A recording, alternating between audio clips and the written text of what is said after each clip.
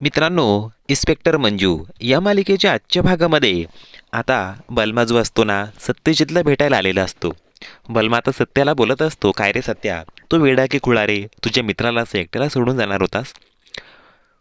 डॉक्टरने अशी बातमी सांगितली ना, तेव्हाही माझं मन मला सांगत होता की सत्या तुला कुठेही सोडून जाणार नाहीये. आणि बघ, घडलंही तसंच.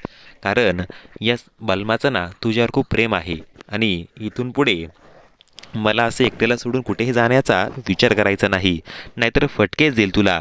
असं बोलून तो सत्यजितचा हात ना हातामध्ये घेतो. बाहेर सपना, माया, सवी बसलेली असतात. तर सपना जी असते ना, मंजूच्या विरोधातच ना मायाचे कान भरत असते. ॲक्सिडेंटल जावोबाई यांनी काय केलं बघितलं ना, यांची मजाल बघा. आई, अहो तुमच्याच मुलावरती तिने गोळी झाडली. आणि आता माया जी असते ना, ती मैत्रिणींना बोलू लागते, "मी युवा प्रदेश अध्यक्ष आहे आणि सत्याने आजपर्यंत तुम्हाला नको ते मदत केली आहे, हो की नाही? तर आज मी तुम्हाला सांगते, ती ॲक्सिडेंटल जावबाई ही सस्पेंड व्हायला हवी. हिला हिची लायकी काढायला हवी. आपण असंच काहीतरी करायला हवं. जा, आणि जर काही झालं तर मला फोन करून कळवा." सत्याचे बाबा त्याला भेटायला आता ICU रूममध्ये आलेले असतात. ते आता सत्याला बोलत असतात की, "सत्या काय रे, या वयात मला तू खांद्यावरती उचलून घेऊन जायला सांगत होतास का रे? अरे, एका बापाची काय अवस्था होईल हे ऐकूनच माझा जीव जळत होता रे. परंतु नाही, देवाने ऐकलंय माझं. माझं सत्य मला कुठेही सोडून जाणार नाही." आता बलवंतही बोलू लागतो, "हो, हे बघा बाबा, तुम्ही अजिबात काळजी करू नका. मी सत्याला काही होऊ देणार नाहीये. आता कोणी इथे येणार नाही."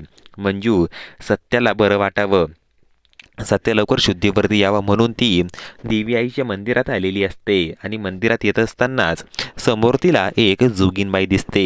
जोगीनबाई मंजूच्या शेजारी जाऊन उभी राहते. जोगीनबाई आता मंजूला बोलू लागते की, "काय ग, तुझा नक्कीच काहीतरी मोठा प्रॉब्लेम झालेला दिसतोय मला.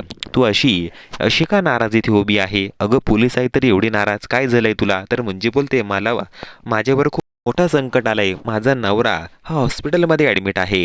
जोगीनबाई बोलू लागते, "हे घे, हे सामान घे, हे साडी नेस आणि देवी आईला साकडं घाल, नवस कर. ती नक्कीच तुझं ऐकेल. आता जा, साडी नेसून ये आणि देवी आईला वरती जाऊन प्रार्थना कर तुझ्या नवऱ्यासाठी." या कमिशनरला भेटण्यासाठीच आलेली असते आणि ती कमिशनरला बोलत असते, "केलं काय तुम्ही माझं काम? तिला सस्पेंड केलं का तुम्ही?" तर तो बोलू लागतो, "कुणाला सस्पेंड करायचंय? आणि जी कारवाई करायची होती ना, ती कारवाई बरोबरच केली मी." मायाला वाटतं की सस्पेंड केले मंजूला, मात्र कमिशनर साहेबांनी सत्यावरच कारवाई करून ठेवलेली असते. माया आता बोलू लागते, "हो कमिशनर साहेब, किती पैसे मिळाले तुम्हाला हे सगळं करायला?" कमिशनर बोलू लागतो, "तुम्ही शब्द तुमचे नीट वापरा. मी कमिशनर आहे, कमिशनर. साधासुद्धा पोलीस नाही, कळलं का?" त्यानंतर आता जोगीनबाईने सांगितल्याप्रमाणे मंजू आता साडी वगैरे नेसून त्या ठिकाणी मंदिराच्या पायऱ्याजवळ येऊन उभी राहिलेली असते. आणि समोरच ना देवी आईचा एका टोपलीमध्ये मुखवटा ठेवलेला असतो. आणि मंजू बोलते, "कुठे गेले या जोगीनबाई?" मात्र जोगीनबाईचा तिथे कुठेच पत्ता नसतो. आणि मग ती टोपली घेऊन मंजू डोक्यावरती ठेवते आणि एक एक पायरी करून ती आता वरती चढायला लागते. आणि आता इकडे सत्या जो असतो ना, याला अचानकच इकडे त्रास व्हायला लागतो. तो जोरजोरात श्वास घ्यायला लागतो. आता मंजू एक एक पायरी चढत असते, तोच सत्या इकडे जोरजोरात श्वास घेत असतो. खरं तर मंजू सत्यासाठी एवढं मोठं सॅक्रिफाईस करत असते. त्यामध्ये मंजू व्यवस्थित डोंगरावर पोहोचणार का, देवी आईसाठी प्रार्थना करणार का, हे बघणं रंजक ना ठरणार आहे.